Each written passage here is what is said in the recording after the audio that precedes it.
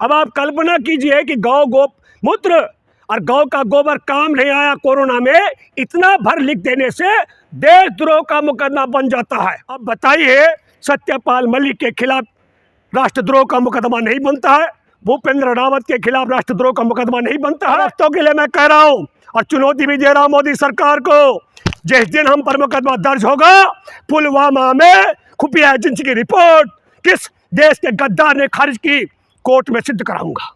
दोस्तों नमस्कार, मैं हूं भूपेंद्र रावत और मैं आज बात करूंगा हमारे देश के अंदर। आपको मैं एक रोचक उदाहरण देता हूं। मणिपुर में किशोर चंद्र पत्रकार, उन्होंने लिखा फेसबुक पर, गौमूत्र और गोबर काम नहीं आया। क्यों लिखा? क्योंकि मणिपुर का भाजपा प्रदेश अध्यक्ष एस टिकेंद्र कोरोना से मर गया। और जैसे ही चंद्र किशोर ने यह पत्र लिखा, चंद्र किशोर और उसको शेयर करने वाले एक सामाजिक कार्यकर्ता पर देशद्रोह का मुकदमा बनाया गया। अब आप कल्पना कीजिए कि गौ गोमूत्र और गौ का गोबर काम नहीं आया कोरोना में, इतना भर लिख देने से देशद्रोह का मुकदमा बन जाता है। हमारे देश में बिहार, गोवा, जम्मू कश्मीर और मेघालय का राज्यपाल रह चुके सत्यपाल मलिक आरोप लगा रहे हैं कि पुलवामा में 14 फरवरी 2019 को 40 जवानों की हत्या मोदी सरकार ने इसलिए करा दी क्योंकि 5 जहाज नहीं दिए और उन पर राष्ट्रद्रोह का मुकदमा नहीं बन रहा है। मैंने अगस्त 2019 में कहा कि खुफिया एजेंसी की रिपोर्ट थी मोदी सरकार के पास कि आतंकवादी विस्फोट भरी गाड़ी से हमला करके जवानों की हत्या करेंगे, और मैंने कहा ये पाकिस्तानी आतंकवादियों के यार हैं और देश के गद्दार हैं। इन्होंने खुफिया एजेंसी की रिपोर्ट जानबूझ के खारिज करवाई ताकि जवानों की हत्या करवाई जा सके। मैंने दूसरा जिक्र किया तब भी, जो सत्यपाल मलिक भी कह रहे हैं कि आला अधिकारियों ने कहा था सीआरपी के जवानों को सुरक्षित और जिंदा पहुंचाने के लिए हवाई जहाज दे दो, 5 हवाई जहाज, ताकि उनसे पहुंचा देंगे उनको जम्मू से कश्मीर। और क्या हुआ? मोदी सरकार आतंकवादियों की यार और जवानों के साथ गद्दारी करने वाली भारत की गद्दार, इन्होंने जहाज नहीं दिए जवानों को मरवाने के लिए। एक साथ जिस सड़क पर सुरक्षा की दिक्कत थी, जहां खतरा था, 1700-2700 जवानों को एक साथ सड़क पर उतारा गया ताकि आतंकवादी आसानी से निशाना बना सके। ये आतंकवादियों के यार और देश के गद्दार है।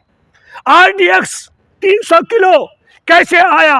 कौन है पाकिस्तान का यार और कौन है देश का गद्दार? ये सवाल हमने बार बार किए हैं। और एक बड़ी बात, प्रधानमंत्री, हमारे जवान, उनके शरीर के चिथड़े पड़े हुए थे और प्रधानमंत्री शूटिंग करा रहा था और नरेंद्र मोदी शूटिंग के बाद में उत्तराखंड में चुनावी भाषण देता रहा, लेकिन जवानों की हत्या पर कुछ नहीं कहा। तब हमने दावा किया था कि बिना बुलाए पाकिस्तान जाने वाला, देश को बिना बताए जाने वाला, वहां जाके आतंकियों के साथ बिरयानी खाने वाला देश का गद्दार है और आतंकवादियों का यार है। और दूसरा बात, सैयद अली अब्बास का पार्टनर, हमारे देश के राष्ट्रीय सुरक्षा सलाहकार का बेटा उसका साझेदार है। तो इस देश के साथ गद्दारी है। अब बताइए, सत्यपाल मलिक के खिलाफ राष्ट्रद्रोह का मुकदमा नहीं बनता है, भूपेंद्र रावत के खिलाफ राष्ट्रद्रोह का मुकदमा नहीं बनता है, और चंद्र किशोर ने कहा गौमूत्र और गोबर काम नहीं आया। ये अंधभक्तों के लिए मैं कह रहा हूं और चुनौती भी दे रहा हूं मोदी सरकार को, जिस दिन हम पर मुकदमा दर्ज होगा, पुलवामा में खुफिया एजेंसी की रिपोर्ट किस देश के गद्दार ने खारिज की, कोर्ट में सिद्ध कराऊंगा। प्रधानमंत्री को एक ही दिन जंगल किसने भेजा, ये प्रोग्राम किसने तय कराया, वो रिपोर्ट भी कोर्ट में मंगवाऊंगा। 300 किलो RDX कहां से मोदी सरकार ने आने दिया, ये रिपोर्ट भी कोर्ट तक पहुंचाऊंगा।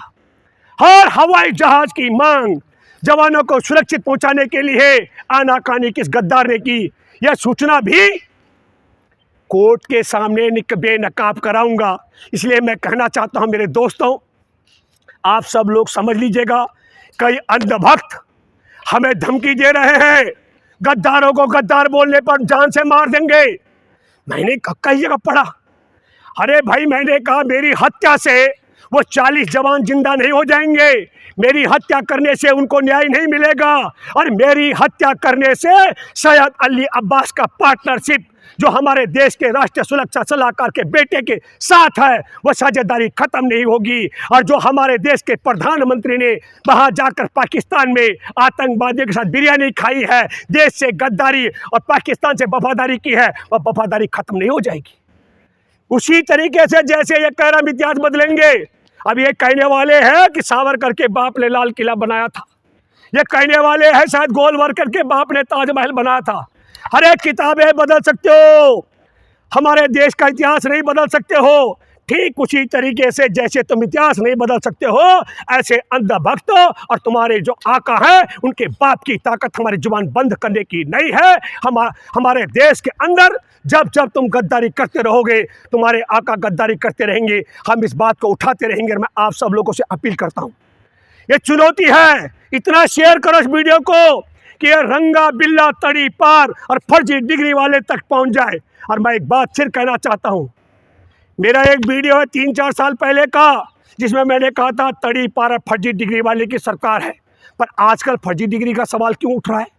1990 में जिसने कह दिया कि मैं फर्जी डिग्री वाला हूँ, मैंने पढ़ाई नहीं की, एक वीडियो आ रहा कि मैं कॉलेज ही नहीं गया, ये सारे के सारे मामले हैं पुलवामा से ध्यान भटकाने के लिए। और हमारे देश में अदानी का जो यार है, चीन के साथ में जो साझेदार है और प्रधानमंत्री का वो पक्का यार है, उससे देश के द्रोह के इस मामले से ध्यान भटकाने का षड्यंत्र है। इसलिए मैं आपसे कहना चाहता हूं कि मणिपुर के पत्रकार ने गौमूत्र और गोबर पर सवाल उठाया, राष्ट्रद्रोह का मामला झेल रहा है, और हमने हमारे देश के गद्दारी और आतंकवादी से यारी करने पर सवाल खड़े किए हैं मोदी सरकार पर। हमारे पर मुकदमा दर्ज नहीं हो रहा, ये आप सब लोगों को तय करना है क्रोनोलॉजी क्या है। धन्यवाद। जय हिंद, जय जवान, जय किसान, जय संविधान।